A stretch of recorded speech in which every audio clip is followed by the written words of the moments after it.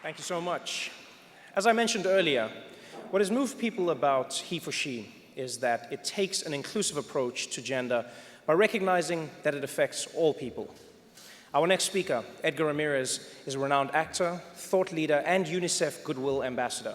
And he'll tell us more about that. You may have seen him in movies like Point Break or Joy, but if not, you can catch him in the currently playing Hands of Stone and the upcoming Girl on the Train. So please, welcome to the stage, Mr. Edgar Ramirez.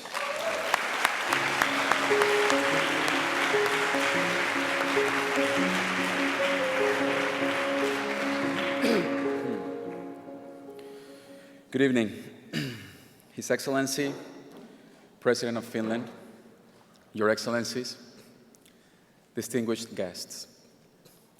It is my honor and pleasure to be here tonight as part of this HeForShe second year anniversary. And it's a huge pleasure because personally it is a real special night for me.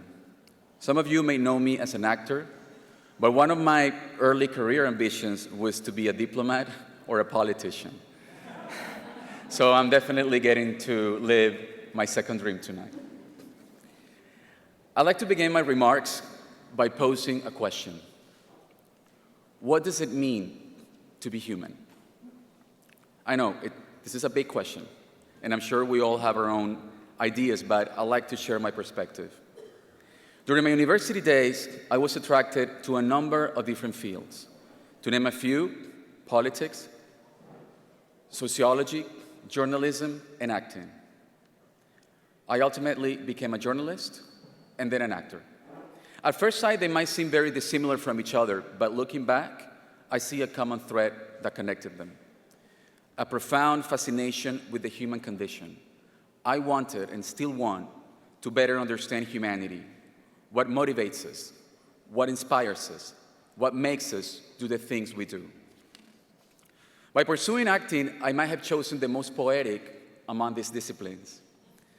But each of them offers a piece of the truth and partly answers the question, what does it mean to be human?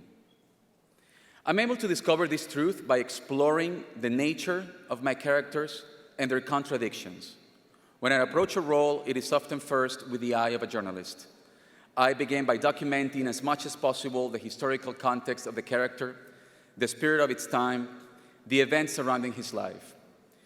If my character is based on a real person, which I've done plenty, I hold interviews wherever possible by posing questions to someone I'm cast to play, or to a family member, or to a close friend, or someone who can provide me with a sense of his public perception. I get the first insights into my character's humanity. But as an actor, I must go even deeper. I have to go to the core of my character's feelings. To give an honest performance, I have to fully establish empathy. Acting is nothing but an act of empathy. I have to get inside their emotions and feel what they feel. And through this process, one of the things that I'm reminded of over and over is that all people feel, and they feel deeply. And all people struggle with those feelings because feelings inherently exist in contradiction. This is part of what it means to be human. Our feelings and our contradictions are as human as our blood and our bones. And in the same way that we struggle with our internal contradictions, our society struggles with its own. For instance, how does a being, a person, who feels so deeply, as we all do, thrive in a culture that discourages feelings? That is a reality.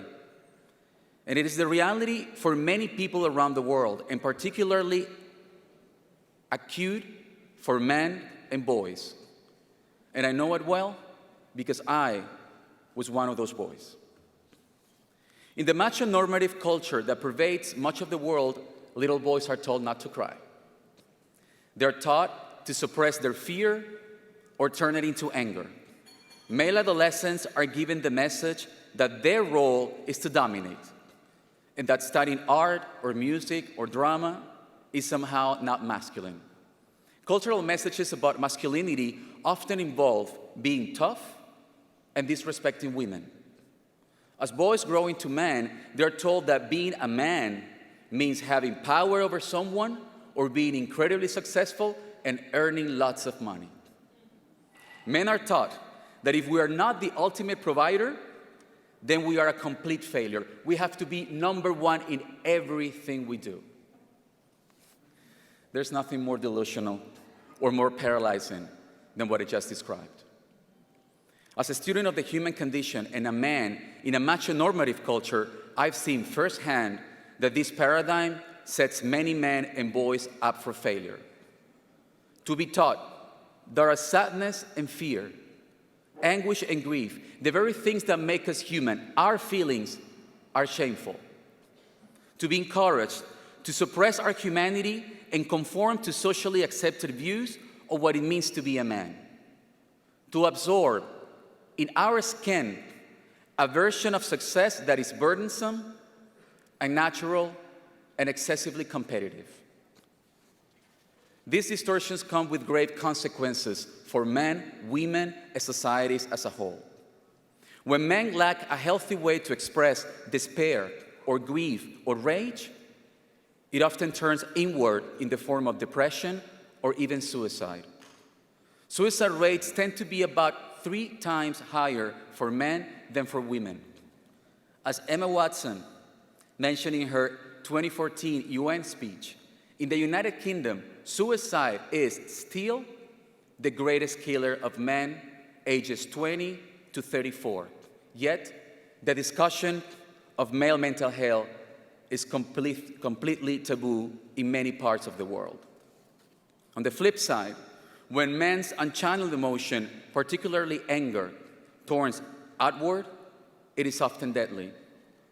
Men are much more likely to commit acts of violence, including sexual assault and domestic violence.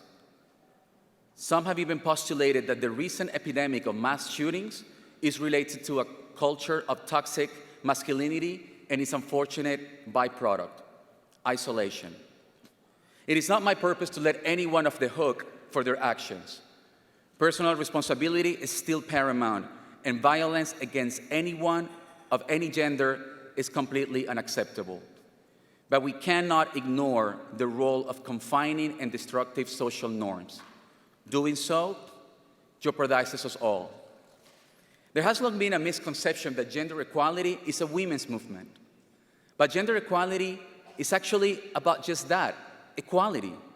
It is a liberation movement for all genders. It is a liberation movement for each and every person that has ever felt the burden of a gender stereotype, or the pain of discrimination, or the pressure to fit into an uncomfortable mold. And part of this liberation movement requires that we call out and break down these social norms and barriers to our well-being so that we may all be free to be our true selves. In the journey for equality, women and men are like 2 strands of DNA wrapped together in an embrace. Our burdens are as intertwined as our common destiny. The constraints that burden me will eventually burden you. And the same is true in reverse. As long as you are burdened, I am too. By recognizing this interdependence, I can work for your well-being and know that I'm also working toward my own. I can know that whatever action I take to free you also frees me. And this is not just about what makes us human. This is what makes us a human family. And that brings me back to my original question. What does it mean to be human? While I appreciate how different fields help us get closer to the answer to that question, I'm grateful that I pursued acting. It was a truly scary choice at the time, but I'm grateful. And I'm grateful because my characters have not only shown me human truth, but they have revealed to me my own truth, my own contradictions. Acting has taught me to resist labels. I know that my characters are not good or bad or strong or weak in the same way that I know that about myself.